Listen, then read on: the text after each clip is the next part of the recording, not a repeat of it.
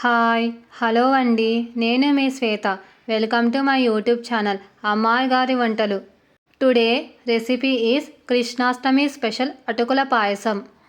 అటుకుల పాయసాన్ని కేవలం 10 నిమిషాల్లో ఆరోగ్యకరంగా ఎలా తయారు చేసుకోవాలో చూద్దాం. Let us start the recipe. ముందుగా ఒక గిన్నెలో హాఫ్ గ్లాస్ బెల్లం, పావు గ్లాస్ వాటర్ని వేసి బెల్లాన్ని కరగనివ్వాలి. బెల్లం పాకం పట్టాల్సిన అవసరం లేదు, ఇది జస్ట్ కరిగితే చాలు. బెల్లం హెల్త్కి చాలా మంచిది కాబట్టి నేను ఇక్కడ బెల్లాన్ని వాడుతున్నాను, లేదా చక్కెరనైనా వాడచ్చు. బెల్లం వాటర్లో కరిగాక దించేసుకోవాలి.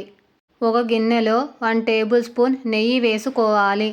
నెయ్యి హీట్ అయ్యాక జీడిపప్పు పలుకులను వేసి వేయించుకోవాలి. అవి లైట్ గోల్డెన్ బ్రౌన్ కలర్ వస్తే చాలు. ఒక కప్లోకి ట్రాన్స్ఫర్ చేసుకోవాలి. అదే గిన్నెలో బాదాం పలుకులను వేసి నేతిలో ఫ్రై చేసుకోవాలి. అవి వేగగానే ఒక గిన్నెలోకి ట్రాన్స్ఫర్ చేసుకోవాలి. అదే గిన్నెలో ద్రాక్షని వేసి ఫ్రై చేసుకోవాలి. అవి వేగగానే ఒక గిన్నెలోకి ట్రాన్స్ఫర్ చేసుకోవాలి. ఇప్పుడు అందులో 1 గ్లాస్ అటుకులను వేసి నేతిలో ఫ్రై చేసుకోవాలి. మంటని సిమ్లో పెట్టి అటుకులను 2 minutes ఫ్రై చేసుకోవాలి. అవి వేగాక 1 గ్లాస్ అటుకులకి 500 ml కాచి చల్లార్చిన పాలను వేసి బాయిల్ చేసుకోవాలి.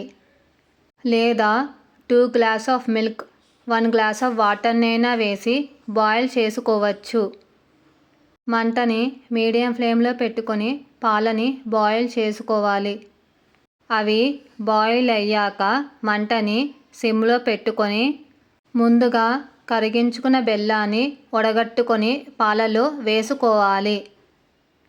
ఇక్కడ బెల్లం బదులుగా చక్కెరనైనా వేసి డైరెక్ట్గా కలుపుకోవచ్చు. చివరిగా నేతిలో వేయించిన డ్రై ఫ్రూట్స్లను వేసి దించేసుకోవాలి. అంతే, కృష్ణాష్టమి స్పెషల్ అటుకుల పాయసం రెడీ. అటుకుల పాయసాన్ని ఒక బౌల్లో సర్వ్ చేసుకోవాలి. మీకు ఈ రెసిపీ నచ్చితే ఒక లైక్ చేయండి. మీ లైక్ నాకు బూస్టప్ని ఇస్తుంది.